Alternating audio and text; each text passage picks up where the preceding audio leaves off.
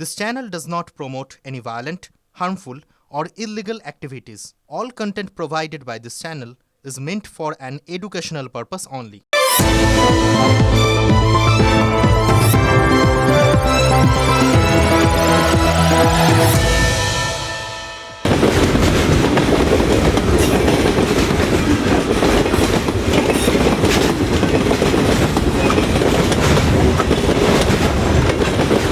রেলগাড়ি ঝমাঝম, পা পিছলে আলুর দম। প্রায় পা পিছলে আলুর দম হওয়ার জোগাড় হয়েছিল।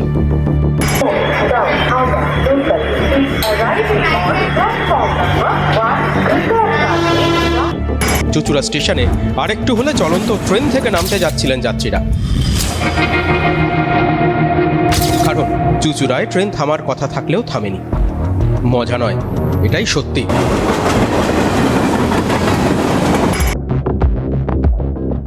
যাত্রীদের দাবি, হাওড়া থেকে ছাড়ে 3-7-8-4-9 up Bardhaman super. Galloping Bardhaman local সব স্টেশনে থামে না। চন্দননগরের পর চুচুড়া স্টেশনে থামার কথা। 2রা জুলাই চুচুড়ায় না থেমে ট্রেন দৌড়য়। কিছু দূর এগিয়ে যায় 3-7-8-4-9 আপ বর্ধমান সুপার। ভুল বুঝতে পারেন ট্রেনটির চালক, ট্রেনটিকে আবার চুচুড়ায় ফিরিয়ে নিয়ে যান তিনি। সুপার ওখানে দাঁড়ায়নি, অনেকটা এগিয়ে গেছে। হুগলি চুচুড়ার মাঝখানে গাড়ি চলে গেছে। হুগলি থেকে 4-5 আঙুল আগেই দাঁড়িয়ে ছিল গাড়িটা, প্রায় ফার্স্ট কম্পার্টমেন্টে প্ল্যাটফর্মের কাছাকাছি চলে গেছিলো। ড্রাইভার ভুলবশত চুচুড়ো স্টেশন ছেড়ে বেরিয়ে যায়।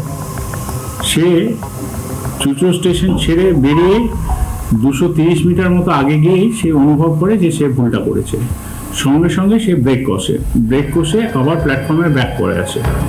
যে ব্যাক করতে যেটুকু সময় লেগেছে সেটা 5 মিনিটের মতো সময় লেগেছে। কন্ট্রোলকে ফোন করলো, ওরা আবার সিগন্যাল পিছনে সিগন্যাল দিল, সেই রেলের গাফিলতি। যদি সামনে ট্রেন থাকতো কিছু অন্য ব্যাপার হয়ে যেত। ঘটনাটা যাই ঘটে থাকুক, খারাপ ঘটেছে, দুর্ভাগ্যজনক। ইনকোয়ারি কমিটি তো বসেছে, আমাদের ইনকোয়ারি চলছে এবং ড্রাইভারকে আমরা টেক আপ করেছি। আজব কাণ্ডে যাত্রীরা অবাক না হয়ে উপায় কি? ইচ্ছে হলে ট্রেন থামবে, ইচ্ছে না হলে থামবে না। মর্জি মাফিক ট্রেন ছোটানোর কারণটা চালকের ভুল কি? কারণ যাই হোক, এমন আজগুবি কাণ্ডে পূর্ব রেলের অস্বস্তি গোপন থাকছে না। ইচ্ছে হলে এগোবে, ইচ্ছে হলে পিছবে। ট্রেন তো আর খেয়াল খুশিতে চলে না, তাই না? নাকি ট্রেনও এখন মর্জি মাফিক এগোয় পিছোয়? যেমন মর্জি মাফিক চলে নীতির রাজা রাজনীতি।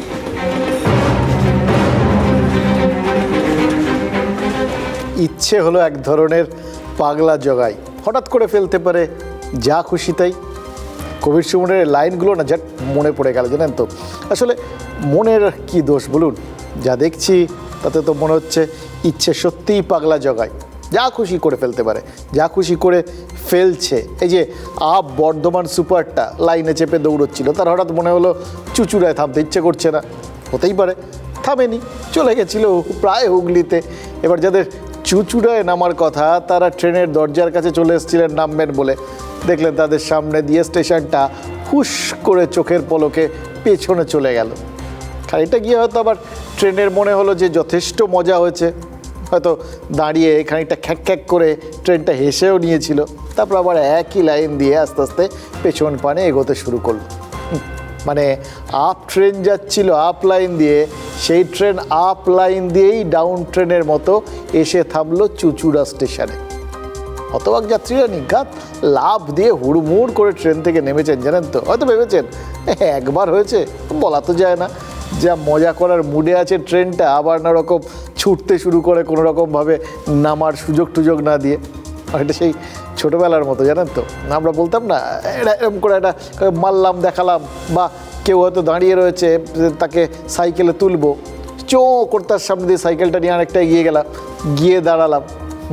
আমরা বলতাম কি, আপনাদের মনে আছে, চুক্কি বলতাম, চুক্কি। এই ট্রেনটাও বোধহয় সেই চুক্কি দিচ্ছিল, জানেন তো। অনেকদিন পর শব্দটা মনে পড়ে গেল। যাই হোক, তাই আমি নিশ্চিত যারা ওই চুচুড়ায় নামার কথা কোনো মতে নেমে কিন্তু হাঁপ ছেড়ে বেঁচেছেন। আর আমরা, বিশ্বাস করুন, এখনও যেন কেমন একটা ভ্যাবা চেকা খেয়ে আছি, জানেন তো। মেট্রো রেলে এটা দেখতাম যে শুরুর থেকে দাগ ঠাক দেওয়া আছে প্ল্যাটফর্মে, একেবারে নির্দিষ্ট দাগ ধরে ট্রেন দাঁড়াতো। কোন দরজা কোথায় পড়বে সেটা প্ল্যাটফর্মে আঁকা থাকতো। সেই দাগ থেকে এগিয়ে গেলে ট্রেনটাকে মেট্রোকে একটু পিছিয়ে আসতে দেখেছি। কিন্তু ট্রেন দাঁড়াতে বেবাগ ভুলে গেছে কোনো স্টেশনে, এটা কখনো দেখিনি। একটা স্টেশন ছেড়ে পরের স্টেশনের দিকে অনেকটা এগিয়ে গিয়ে যেখানে থামলো সেখানে তো থামার কথাই নয়। এখানেই মোক্ষম প্রশ্নটা মনের মধ্যে ধাক্কা মারছে। ট্রেন তো নিজের ইচ্ছায় চলে না, কেন চলে? চলে চালকের ইচ্ছে, চালকের হাতে, আর রেলের নিয়মকানুন মেনে। সিগন্যাল না থাকলে ট্রেন দাঁড়ায়, সিগন্যাল পেলে ট্রেন ছোটে, যে স্টেশনে থামার কথা সেখানে দাঁড়ায়, আবার যেখানে থামার কথা না সেখানে ট্রেন সাঁই সাঁই করে চলে যায়। এটাই তো নিয়ম, এটাই তো হয়। কিন্তু তা সত্ত্বেও কাল আপ বর্ধমান লোকালের এই ইচ্ছে মতো ছোটায় একটা বড় দুর্ঘটনা কিন্তু ঘটতে পারত। মানে ধরুন যারা ওই চুঁচুড়ায় নামার কথা, তারা ট্রেনটা বেরিয়ে যাচ্ছে দেখে মরিয়া হয়ে চলন্ত ট্রেন থেকেই হয়তো নামার চেষ্টা করতে পারতেন, সেক্ষেত্রে কোনো অ্যাক্সিডেন্ট হতে পারতো। আবার এগিয়ে গিয়ে ট্রেনটা যে ওই লাইন দিয়েই ফেরার চেষ্টা করলো, তাতেও বিপদ হতে পারত। তার মানে পাগলা জগাইয়ের কৃপায় যা খুশি তাই করলে অ্যাক্সিডেন্টের একটা সম্ভাবনা থাকে, তাই না?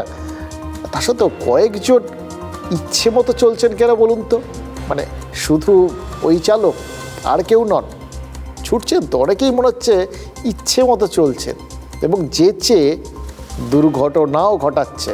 এই যে শিলিগুড়ি পুরসভার কাউন্সিলর রঞ্জন শীল শর্মা, দাপুটে নেতা, এলাকায় বেশ নামডাক থাকা আছে, তো সেই তৃণমূল কাউন্সিলর তিনি গজলডোবায় একটা রিসর্ট বানিয়ে ফেলেছিলেন।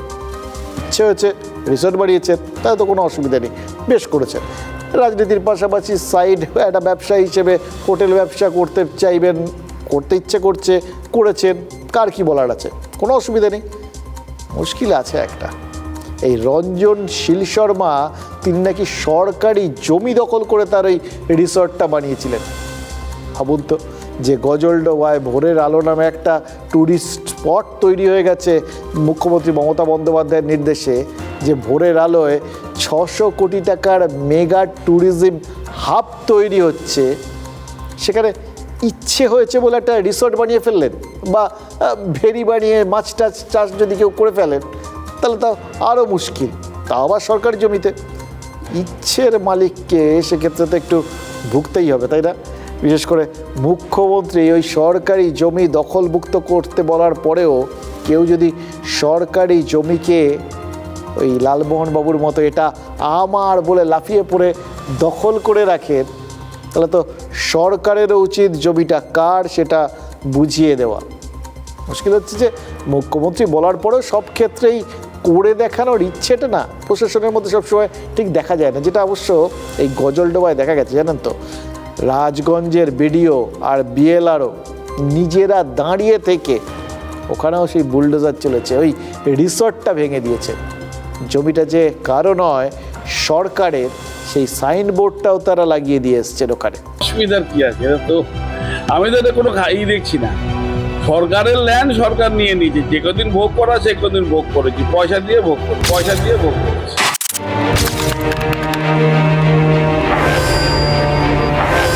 মহাভারতের সত্যবাদী যুধিষ্ঠির ছিলেন, বাংলায় রয়েছেন সত্যবাদী কাউন্সিলর। নাম অবশ্য যুধিষ্ঠির নয়, নামটা রঞ্জন শীল। একদিকে কাউন্সিলর আর একদিকে শিলিগুড়ি জলপাইগুড়ি ডেভেলপমেন্ট অথরিটির বোর্ড মেম্বার। অভিযোগ, ডেভেলপমেন্ট যত না জেলার হয়েছে তার চেয়ে বেশি নাকি হয়েছে রঞ্জন শীলের মতো কাউন্সিলরদেরই। অভিযোগ, এসজেডি এর মেম্বার এবং শাসক দলের কাউন্সিলর হওয়ার সুবাদে সরকারি জমি মুড়ি মুড়কির মতো দখল করে রেখেছেন বাংলার আরও এক সৎ রঞ্জন। রাজগঞ্জে 1.33 একর জমি একাই দখল করে রেখেছিলেন তৃণমূল কাউন্সিলর। তৈরি হয়েছিল মাছের ভেরি, তৈরি হয়েছিল রিসর্ট। ল্যান্ড মাফিয়া গ্রুপ তৈরি হয়েছে, তারা গভর্নমেন্টের সব জমি কাওয়াখালী থেকে শুরু করে বিক্রি করে দিচ্ছে। মুখ্যমন্ত্রীর করা নির্দেশের পরেই শুরু হয়েছে সরকারি জমি দখল অভিযান। শাসক নেতার সাধের সাম্রাজ্য বুলডোজারে ঘুরিয়ে সরকারি বোর্ড লাগানো হয়েছে। জমিটা নিয়ে একটা অভিযোগ ছিল আমাদের কাছে, তো আজকে আমরা এই জমিটা চিহ্নিতকরণ করেছিলাম এবং আমাদের সমস্ত আধিকারিকদের সাথে পরামর্শ করে আজকে আমরা এই জমি সরকারি বোর্ড লাগিয়ে এটা ভেস্টেড ল্যান্ড হিসেবে চিহ্নিতকরণ করে মার্ক করলাম। উত্তরবঙ্গের জন্য মুখ্যমন্ত্রীর ঘোষিত প্রকল্প ভোরের আলো। রাজগঞ্জ বিধানসভার গজলডোবায় পর্যটনকে ঢেলে সাজানোর পরিকল্পনা নিয়েছে রাজ্য সরকার। 3 থেকে 4 star hotel, resort, golf course, tourist lodge, এমনকি হেলিপ্যাডও তৈরির উদ্যোগ নেওয়া হয়েছে। সরকারি কাজ শুরু হলেও জমি নিয়ে বিস্তর অভিযোগ ছিল। 1927 সালে দখল সত্ত্ব নিয়েছিলাম, সরকারকে ট্যাক্সও দিই। সরকারের যখন ভোরের আলো দিদি মমতা ব্যানার্জির প্রকল্প যখন হয় তখন আমার কাছে 4 বিঘা জমি চেয়েছিল, আমরা দিয়েও দিয়েছি। বাকি জমিটা আমরা পড়ে আছে, সরকারের কাজে লাগছে না, আমরা বলছি লং টাইম লিজ দেওয়া হোক, সেটা সরকারের বিবেচনাধীন। এখন সরকারের দরকার পড়েছে, নিয়েছে, তাতে অসুবিধার কী আছে? ভোরের আলো প্রকল্পের জন্য জমি প্রয়োজন। প্রায় 600 কোটির সরকারি প্রজেক্ট, হোটেল, রিসর্ট, এমনকি হেলিপ্যাড তৈরির কাজও জোর কদমে চলছে। সেই কারণেই কি সরকারি জমি উদ্ধার, নাকি বাস্তবের জমির পাশাপাশি শাসকের রাজনৈতিক জমিটাও পুনরুদ্ধারের চেষ্টা চলছে? প্রশ্নটা উঠছে লোকসভার রেজাল্টের কারণেই। শিলিগুড়ি পুরসভার 47টা ওয়ার্ডের মধ্যে 46টা ওয়ার্ডেই বিজেপি এগিয়ে। রঞ্জনশীল শর্মার 36 নম্বর ওয়ার্ডেও পিছিয়ে তৃণমূল। রঞ্জন সহ বহু কাউন্সিলরের বিরুদ্ধে দখলদারির অভিযোগ অনেক দিনের। গজলডোবা যে বিধানসভায়, অর্থাৎ রাজগঞ্জ, সেখানেও পিছিয়ে গিয়েছে তৃণমূল। রাজগঞ্জ বিধানসভায় 2021-এ প্রায় 16,000 ভোটে জিতেছিল তৃণমূল। লোকসভার রেজাল্টে দেখা যাচ্ছে রাজগঞ্জে প্রায় 60,000 ভোটে এগিয়ে গেছে বিজেপি। কয়েকশো হেক্টর জমি হলো ভেস্টল্যান্ড, ওখানে অনেক হোটেল হয়ে গেছে, অনেক এরকম ব্যবসায় ভিত্তিক কাজ চলছে। আমার ওখানে মাছের চাষ ছাড়া আর কিছুই হয় না। সাধারণ মানুষের বক্তব্য যে আপনারটা কি কোনো উদ্দেশ্য নেই করা, শুধু একটা জমি নাকি আরো জমি? তাহলে দেখা যাক, পয়সা দিয়ে ভোট।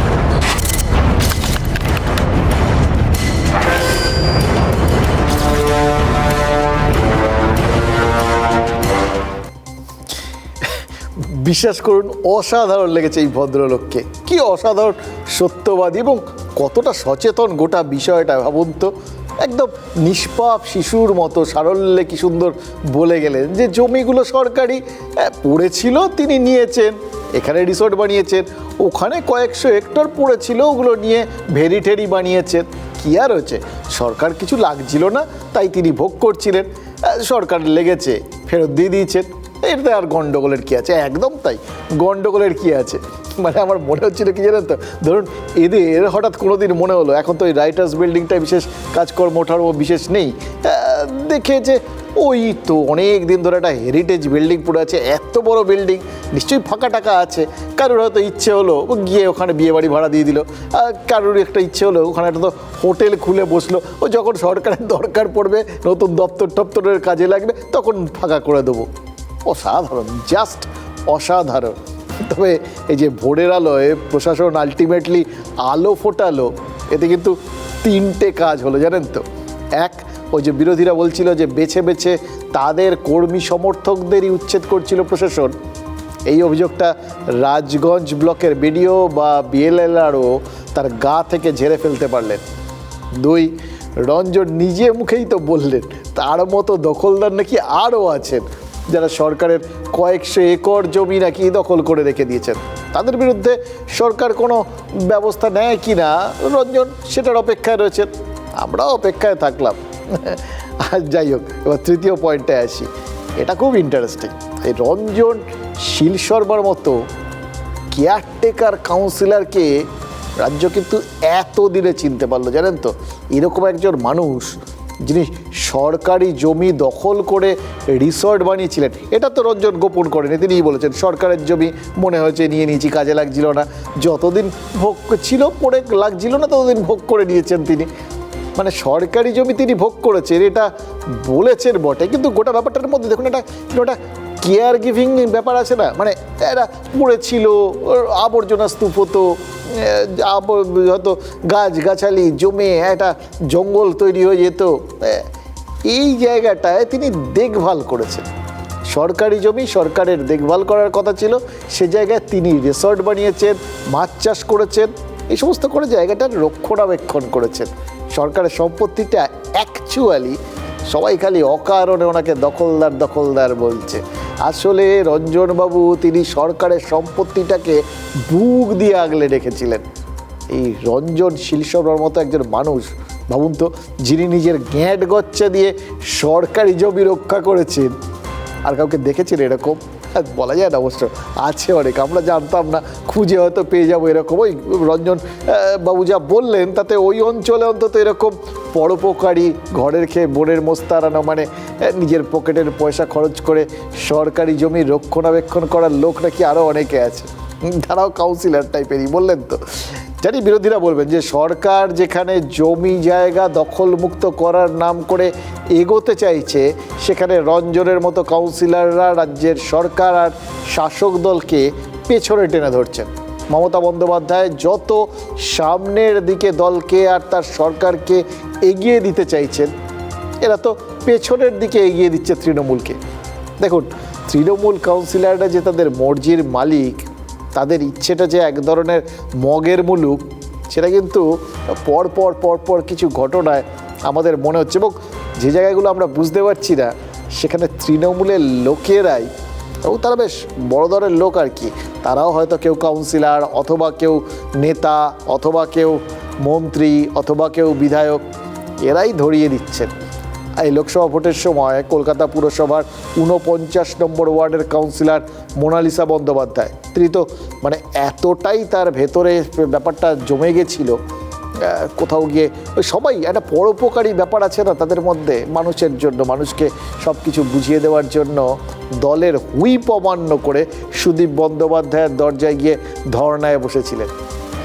দল যাকে প্রার্থী করে লোকসভা ভোটে লড়তে নামিয়েছে, তার বিরুদ্ধে কিন্তু দুপা এগিয়ে দু কথা শুনিয়ে দেওয়া, সেই সুযোগটা ছাড়েননি মোনালিসা। আবার তারপর ধরুন ওই কলকাতার 107, 108 নম্বর ওয়ার্ড, সেখানকার দুই কাউন্সিলর লিপিকা মান্না আর সুশান্ত ঘোষ, এদের কথা তো আপনাদের সাথে অনেকবার শেয়ার করেছি।